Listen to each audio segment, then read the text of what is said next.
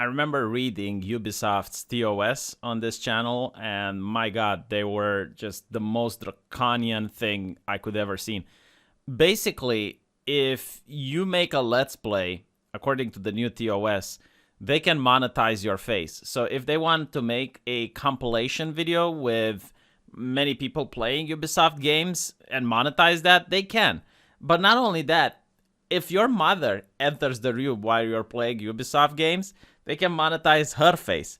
And if she decides to sue Ubisoft, then Ubisoft gets to sue you in return, because anyone that comes into your webcam while you're filming their games has the implicit consent of allowing their face to be monetized. I'm just saying this so you can make a comparison, okay? Like, I'm not criticizing Capcom's video policy, because there are other video policies far worse out there. What Capcom is doing here is pretty much run-of-the-mill. But the reason I'm making this video is to show just how ridiculous these policies have become. Like, the normal is ridiculous for some reasons, and we're going to go into that. But it's mainly because most people who wrote the legislation for intellectual property were boomers who didn't really get how technology works. And companies took a lot of advantage over that. So they managed to get a lot of rights that only exist in the digital space but do not exist for any other product. So let's look a little bit at the guidelines. Apparently, you may make walkthrough, tutorials, let's play, speedruns, reviews, reactions, instructions, and other commentary style using our game footage to be shared on YouTube, Twitch TV, website, or any other place. But it should be tied to live gameplay being shown and should provide instructional or educational value or other benefits. So what they're actually saying here is that you are not allowed to just take a part of someone else's Let's Play, I guess, and put it on your channel and monetize it. Or you're not allowed to have a Let's Play where you're not adding any commentary. So they wanted to have commentary added to your gameplay. This is how I interpret this. The second one is that fan content may not be promoted as official Capcom content. So this makes sense, right? Like, if you make a mod or if you make something that's of your own creation, you're still allowed to have it, but you can't just say this has been made by Capcom. So up till this point, perfectly fine. Please note that some game soundtracks or songs may not be owned by Capcom, but instead are licensed from an artist or another group. As this varies from game to game, please be aware that music may trigger content flags for the removal of the video, and game soundtracks may not be posted or distributed separately and apart from game footage. So this is interesting, okay, because many people aren't aware of this. But when you live stream a video game, you may have the express permission of the developer of the game to live stream it.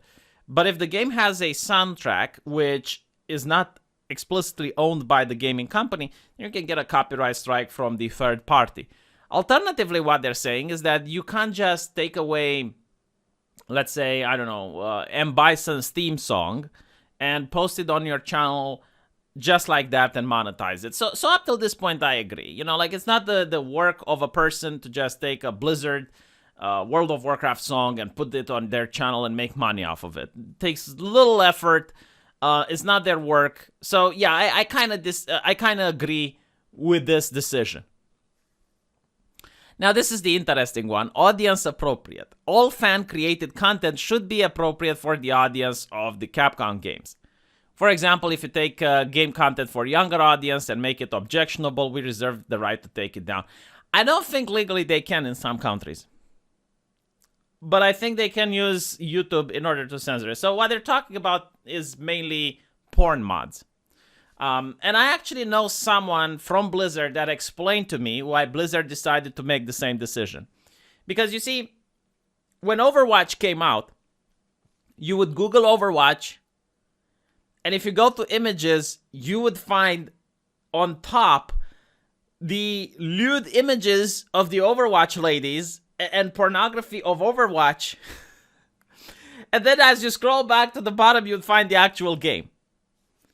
So this is why a lot of YouTubers don't really understand this decision. It's not really about taking all the lewdness from the internet. Like, they're not going to be able to do that. But what they can do is, if something that's lewd becomes more popular than the actual product on search engines, then they can take that down. And I kind of understand why companies would want to do this. You know, like, if you have a game that's supposed to be marketed for teenagers and kids, and the kid asks their uncle for Christmas to buy them that game, and the uncle goes online and tries to see what the game is about, and the first thing they see is Chun-Li's titties. Okay. You know, like, I kind of get it, because at first I didn't really understand. Like, why would a company just go against the lewd art? Because it's just promotional material. Everyone that I know, everyone, man, woman, and child, has been at one point in their life a connoisseur of the dark arts of Overwatch. Okay, maybe not the children, but you get it. I was trying to be funny, right? So why would they take that down? Because it makes their game more popular. You know, people watch the lewdness and then it's like they want to play the game. And this is why. So legally, I don't think they should be able to, though. Because we're going to get this in a bit. Or actually, we're going to get it now, why I don't think they should. And this is what I think, that the whole copyright law is way too in favor of the companies. Like, let's say I buy a Volvo car. Okay, so now it's my car. I own it. The company made it. It's got the Volvo brand on it. But it's my car. I purchased it. I paid money for it. So it's mine now, right? Now, if I want to tune it, if I want to put some LED lights under it, if I want to paint it in pink, and I want to put some fake boobies on top of it, Volvo doesn't have the right to tell me no. Like, Volvo can't just say, no, you're not allowed to do this with our car. Okay? That's the problem that I'm having with this. It's like, companies have way too much power into deciding what the customer is allowed to do with the product. When you're modding things and when you have the copy and you're deciding to do certain things with it, I don't think that the company should be able to say anything. Like, again, if you buy a house from someone, even if the architect has his name on the house and he designed it in a special way, if you want to add modifications once you bought it, that's your problem. I don't see why the architect could complain and say, no, you're not allowed to make any modifications to your house because it's my name on it, it's my brand on it, it needs to be the exact same way, right? So here you notice this massive distinction between real life and online, or on how companies have way more rights online than companies have rights offline. And then they also go on, and this is the main thing that bothers me, and this is, I think, inspired from the conundrum with The Last of Us 2. Any postings or other disclosure of unofficially released, unauthorized, or leaked video and other leaked content of any kind in any format is strictly prohibited. Any publishing of in-game content from sources such as, but not limited to, leaked copies of a game prior to its official release date will be removed. We may authorize pre-release content to a select group of media review or other agreed upon business purposes, accompanied by strict guidelines for any content released prior to the official release date. Okay. They will not win this in court.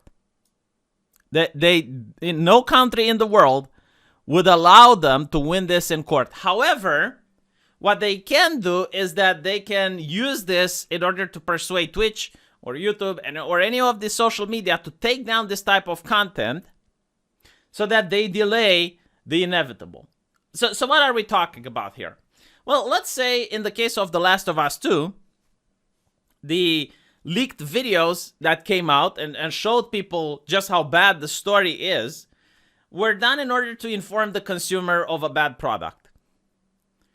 And the company didn't like that. The company legitimately made the story in order to spite the consumer. Like, you have developers actually saying this, but they wanted the consumer to find out after they bought the game, not before. So it affected the company's sales.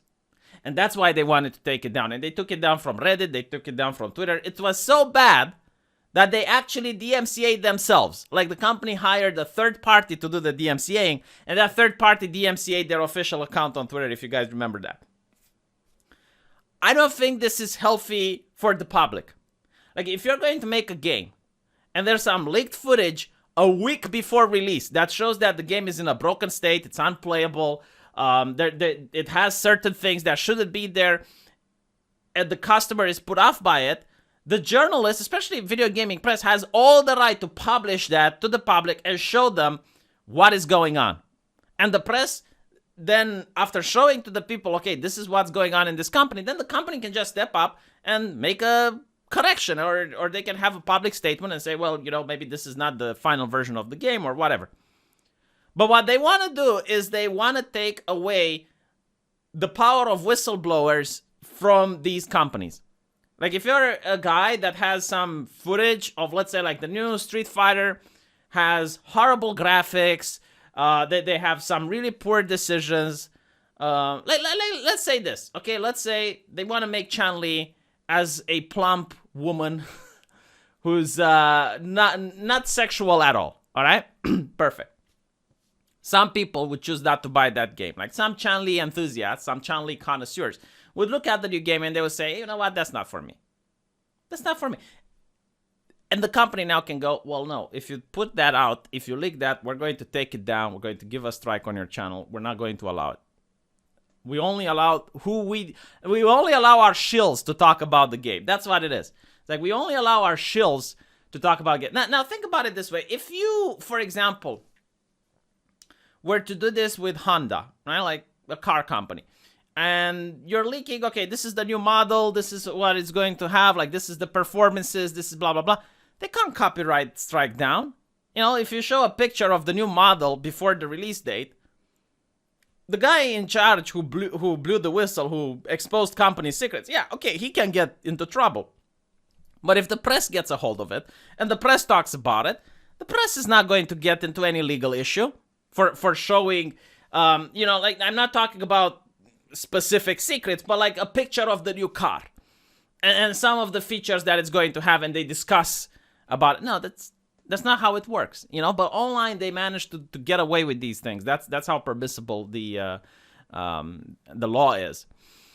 And then they talk about how you're not allowed to make porn of their mods, and they can take it down. And what's also interesting is that you're not allowed to use mods that are illegal, racist, sexist, prejudicial to sexual orientation, sexually explicit, disparaging, promotes hate crimes, or whatever. And again, like this goes to the fact that if you want to buy a car and you tune it, you change the aspect of it in order to, you know, have like a rainbow flag on it or something like that. No one is going, like no one from the company is going to stop you from doing that, even if the company would be the most conservative and religious company in the world. They do not have the right to tell you what you can do with your own car after you bought it. And it's the same thing here. It's like, if I buy the game and then I change it to whatever I want, why are you, as a company, telling me I shouldn't? With what right?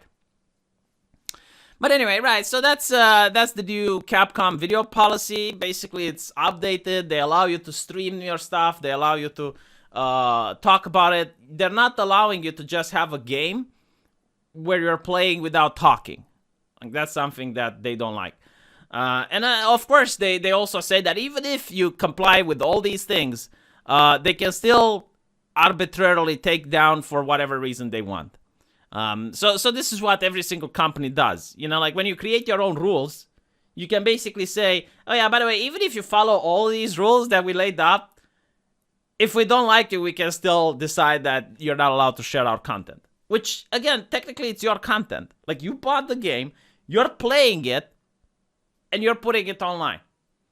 We're not talking about piracy here, okay? We're not talking about sharing the game with other people and allowing them to have their own copy. No. We're just talking about like someone playing a video game and other people watching it. That should not be illegal under any circumstance. But let me know what you think, and I'll see you guys in the comment section. Take care.